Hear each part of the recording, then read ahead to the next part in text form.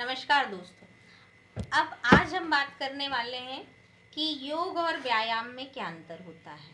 पिछले वीडियो में हमने देखा कि योग क्या है, योग का अर्थ क्या है, योग की आवश्यकता क्यों हुई और योग की विशेषताएं क्या हैं या योग के अध्यापक शिक्षा में शामिल करने के उद्देश्य क्या हैं।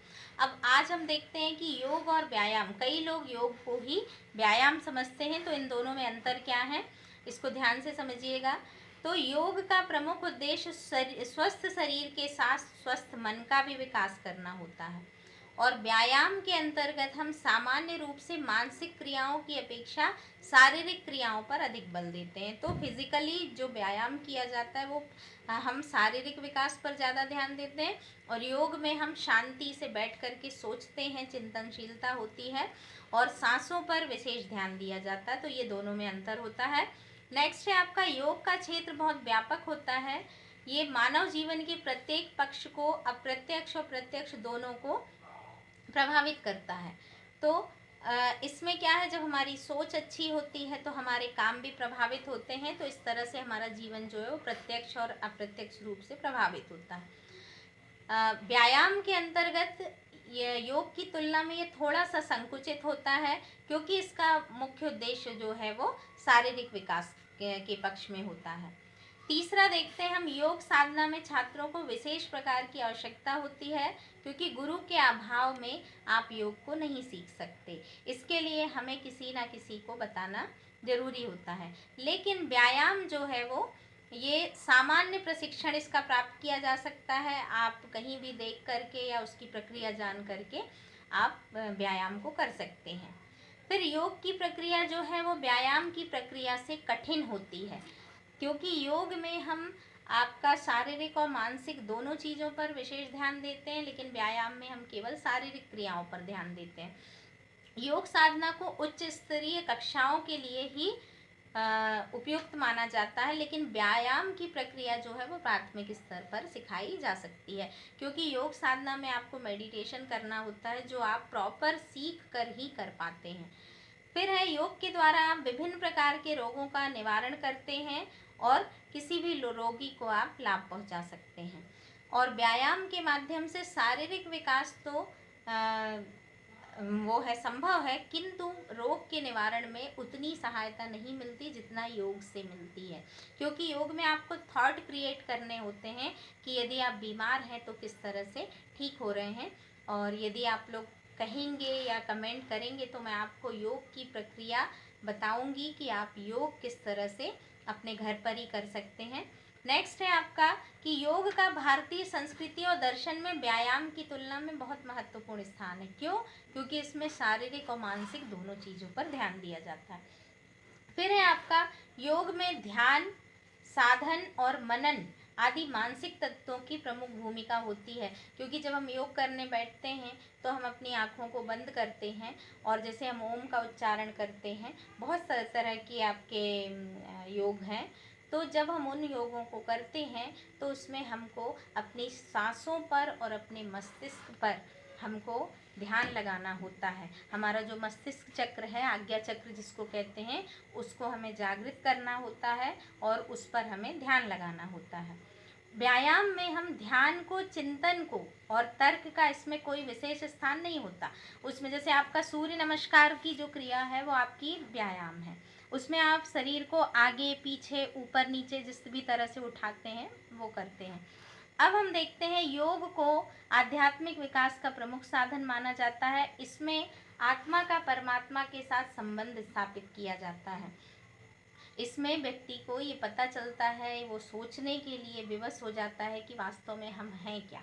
तो इन सब चीज़ों का ज्ञान दिया जाता है। और व्यायाम जो है इसमें आध्यात्मिक विकास से इसका कोई संबंध नहीं होता, इसमें आपको प्रॉपर अपनी शारीरिक क्रियाएं करनी होती हैं।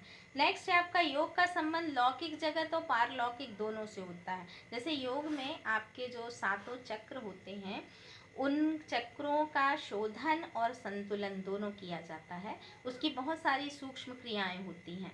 कई बार आप अपने को बैठे बैठे, यदि आपने देखा होगा कि बहुत सारे मनीषी और योगी जो होते हैं वो अपने आप को एक ही स्थान पर बैठे हुए अपनी सारी चीज़ों को ठीक कर लेते हैं। तो ये सारी चीज़ें जो हैं वो अपने चक्र को साधते हैं और संतुलित करते हैं। तो योग में आपको लौकिक और परलौकिक दोनों का ज्ञान होता है, और व्यायाम में आपका केवल लौकिक जगत से होता है। आप जहाँ पर हैं, यहाँ बैठे हैं, प्रेजेंट में आप जहाँ हैं, बस आपका संबंध इससे होता है।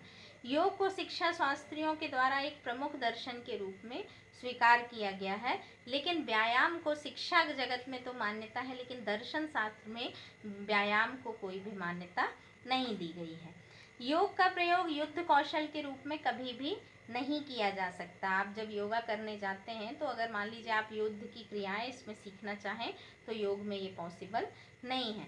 मगर व्यायाम का प्रयोग जो है वो युद्ध कौशल के रूप में किया जाता है। जैसे आपका लाठी चलाना, मुद्गर चलाना, कुश्ती लड़ना या जिम में जाना, ये जो आजकल की प्रक्रियाएं हैं ये वास्तव में ये आपका व्यायाम की प्रक्रिया है। एरोबिक्स लोग करते हैं। तो इस तरह से जो हम चीज़ों को सीखते हैं वो आपकी योग और व्यायाम में अंतर को बताते हैं, क्योंकि योग जो है वो आपका मानसिक और शारीरिक दोनों विकास करता है, आध्यात्मिक विकास करता है, लेकिन व्यायाम जो है वो केवल आपके शारीरिक विकास में ही सहायक होता है। तो ये दोनों के अंतर हैं। अब आशा है कि आपने इन चीज़ों को बहुत अच्छे से समझ लिया होगा कि योग क्या है और व्यायाम क्या है, और दोनों को हम आसानी से अलग कर सकते हैं। अब अध्यापक शिक्षा में योग और व्यायाम कहाँ तक कितना आवश्यक है, तो इसमें अगर हम देखें तो व्यायाम जो है वो प्रारंभिक शिक्षा से कराया जा सकता है, क्योंकि बच्चे जो हैं वो फिज़िकली एक्टिविटी बहुत सारी करते हैं छोटे में, और फिर जब वो थोड़ा बड़े होते हैं, अगर हम चाहें तो प्राइमरी लेवल से योग की भी कुछ क्रियाओं को हम उनको दे सकते हैं प्रारंभिक अवस्था में, और उच्च शिक्षा में हम व्यक्ति को ध्यान लगाना और सूक्ष्म क्रियाएं जो होती हैं वो सब करा सकते हैं, ताकि लोग जो हैं या विद्यार्थी जो हैं वो अपनी समस्याओं का समाधान खुद कर सकें। और जो भी चक्र, जैसे मैंने काफ़ी ऊर्जाओं पर स्टडी की और मैंने ये पाया कि हमारे जो चक्र हैं वो जो चक्र हैं जब वो असंतुलित हो जाते हैं तभी हम परेशान होते हैं या हमें किसी तरह की परेशानी होती है। जैसे नॉर्मली यदि कोई कहे कि सर्दी जुकाम हो गया है, तो सर्दी यदि हो गई है, जुकाम हो गया है, तो समझ लीजिए कि आपका विशुद्धि चक्र जो है वो बिगड़ा हुआ है, वो असंतुलित है। तो उसको संतुलित करने के तरीके होते हैं, और सातों चक्रों के रंग अलग अलग होते हैं, उनको हमको ठीक करना होता है, क्योंकि कोई भी अगर चीज़ कम होगी ऊर्जा या अधिक होगी तो वह हमारे शरीर को और मन को इफ़ेक्ट करती है। तो इन चीज़ों को हमें सीखना ज़रूरी है, और वर्तमान में ये बहुत बड़ी आवश्यकता है कि हम अपने मन को, मस्तिष्क को और शरीर से हम फिट रहें। तो आज के लिए बस इतना है। अगर आपको मेरा ये चैनल या वीडियो पसंद आया हो तो आगे लोगों को भी शेयर करें, और आगे हम योग शिक्षा पर बहुत ही महत्वपूर्ण जानकारियों को शेयर करेंगे। धन्यवाद।